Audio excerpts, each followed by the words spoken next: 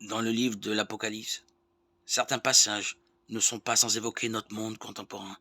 Guerre, famine, épidémie, tremblement de terre, persécution.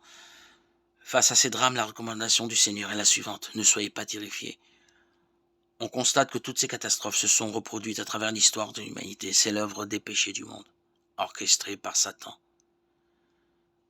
Mais ce qui semble parfois une victoire du mal est en fait un combat perdu d'avance.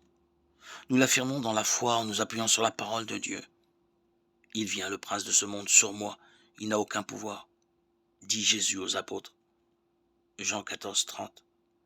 À l'époque du Seigneur, annoncer la destruction du temple était comme annoncer la fin du monde. Ce temple, après 46 ans de travaux d'embellissement, était devenu une splendeur, image de la gloire de Dieu. En ce lieu qu'il avait choisi pour y faire sa demeure. De quel endroit qu'on le contempla, le sanctuaire avait tout ce qu'il fallait pour éblouir l'esprit et les yeux. Quant à ceux qui voulaient des précisions sur la date et les circonstances de cette destruction, Jésus ne répond pas, tant il est vrai que il ne nous appartient pas de connaître les temps et les moments que le Père a fixés de sa propre autorité. Acte 1, 7. La seule réponse est: c'est par votre persévérance que vous garderez votre vie. La persévérance, d'après saint Paul, est le premier trait distinctif de l'apôtre.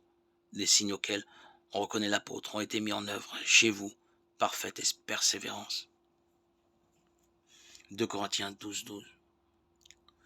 Quant au fait de se poser des questions sur la date possible de la venue du Seigneur, c'est vain et inutile.